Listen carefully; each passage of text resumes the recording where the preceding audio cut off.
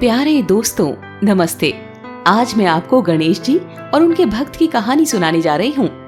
एक बार एक बालकपुर नामक एक गांव में एक गणेश भक्त सेठ अपनी सेठानी के साथ रहता था। वो रोज सुबह उठकर गणेश जी की पूजा करता। नया काम शुरू करने के पहले गणेश जी को जरूर याद कर लेता, क्योंकि गणेश जी को विघ्नहर्ता माना जाता है। एक बार गणेश जी ने सोचा, क्यों ना कुछ दिन धरती पर जाकर वहाँ घूमा जाए। गणेश जी मनुष्य के रूप में धरती पर आए। वे मार्ग पर चल ही रहे थे कि अचानक उन्हें जोरों की भूख लग गई। मुझे तो बहुत जोरों की भूख लग रही है। क्या खाऊं? पास में उन्हें गेहूं का खेत दिखा, जिसमें गेहूं लगे हुए थे। गणेश जी ने सोचा, मैं कुछ दाने गेहूं के खा लेता हूँ। अरे, इस खेत का मालिक तो मेरा ही भक्त है। उन्होंने गेहूं के कुछ दाने तोड़े और खाने लगे। खाते ही उन्होंने सोचा, मैंने मालिक से बिना पूछे ही गेहूं खाकर एक तरह की चोरी की है। मुझे इस अपराध का दंड तो भोगना पड़ेगा। ये सोचकर उन्होंने एक छोटे बालक का रूप धारण किया और सेठ के पास जाकर बोले, सेठ जी, मेरा नाम गजानन है। मेरे पास कोई कामकाज नहीं है। कृपया करके मुझे नौकरी पर रख लीजिए। सेठ जी ने कहा, बेटा, मैं काम पर तो रख लूंगा, पर इन दिनों मुझे व्यापार में बहुत हानि हुई है। मैं रहने की जगह और खाना तो दे दूंगा, पर तुझे तनख्वाह नहीं दे पाऊंगा। कोई बात नहीं सेठ जी, मैं आपकी पूरी सहायता करूंगा। गणेश जी नौकर के रूप में सेठ के घर में रहने लगे। वे घर के साथ साथ दुकान में झाड़ू पोछा का काम कर देते थे।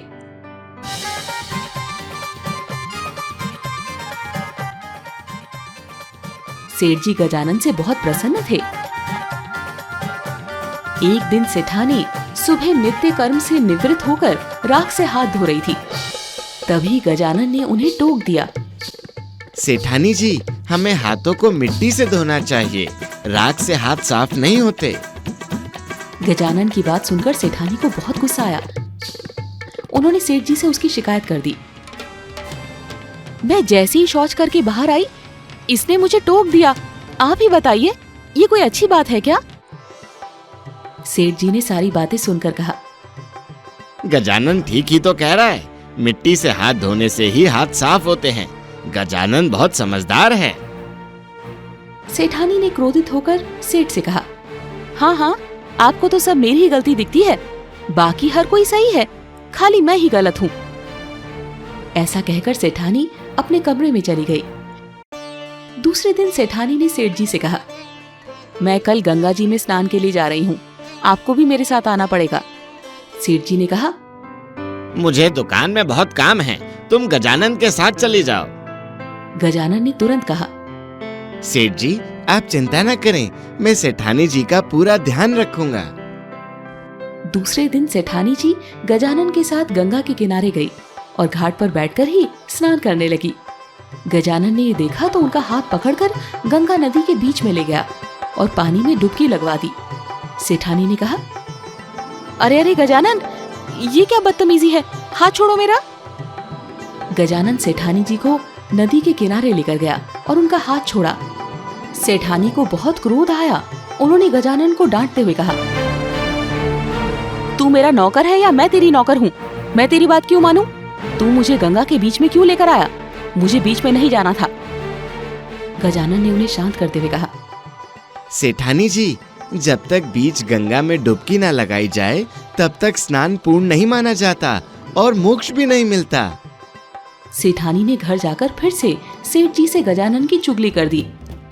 सेठ के पूछने पर गजानन ने कहा, सेठ जी, ये बात तो आपको पता होनी चाहिए कि बीच गंगा में डुबकी लगाए बिना गंगा स्नान पूर्ण नहीं माना जाता। किनारे पर बैठकर स्नान करना बेकार है। गजानन की बातों से प्रभावित होकर सेठ जी ने कहा, गजानन तो बड़े ही बुद्धिमान व्यक्ति की तरह बात कर रहा है। वो हमेशा हमारा अच्छा ही सोचता है। तुम्हें उसकी बातों का बुरा नहीं मानना चाहिए। सेठानी चुपचाप सेठ की बात सुनती रही, पर मन ही मन गजानन से क्रोधित होती रही। गजानन के घर में आने के बाद से सेठ जी को व्यापार में बहुत लाभ हो रहा था, इसीलिए उन्होंने एक दिन घर में पूजा करवाने की सोची।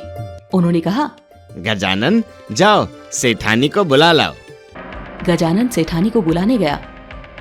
उसने उन्हें काली साड़ी पहने देखा। उसने तुरंत टोकते हुए कहा, आपको पूजा में लाल रंग की साड़ी पहननी चाहिए।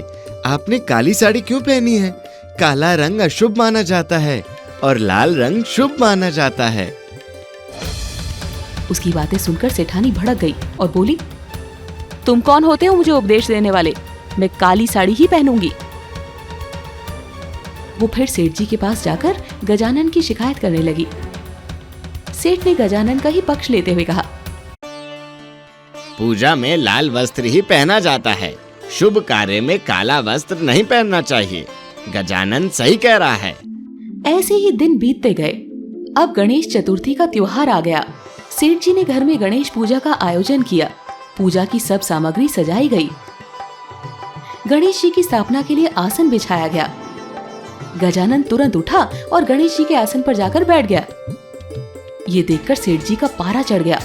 उन्होंने उसे डांटते हुए कहा, गजानन, तुम इतने समझदार हो, विद्वानों की तरह बातें करते हो, फिर गणेश जी के आसन पर बैठने की गलती कैसे कर सकते हो? गजानन बोला, मैं सही स्थान पर बैठा हूँ। सेठ जी जैसे उसे आसन से उठाने के लिए लपके, वैसे ही गणेश जी अपने असली रूप में आ गए। साक्षात गणेश को अपने सामने देखकर सेठ और सेठानी उनके चरणों में गिरकर माफी मांगने लगे। हे प्रभु, हम लोगों से बहुत बड़ी गलती हो गई। हमने आपको नौकर समझकर ना जाने कितनी बातें कह दी। गणेश जी ने कहा, सेठ, मैंने तुम्हारे खेत से गेहूं के दाने चुरा कर खाए थे। उसका मूल्य चुकाने के लिए मैं स्वयं ही सेवक बनकर तुम्हारे घर आया था।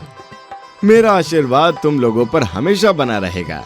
तुम्हें धन और ऐश्वर्य की कमी कभी नहीं होगी। ये कहकर गणेश जी अदृश्य हो गए। सेठ सेठानी को भविष्य में कभी किसी चीज की कमी नहीं हुई। वे सुखपूर्वक अपना जीवन व्यतीत करने लगे। दोस्तों, आपको ये कहानी कैसी लगी? हमें कमेंट करके जरूर बताइए। ऐसी और कहानी सुनने के लिए इसे लाइक और शेयर जरूर करें। धन्यवाद।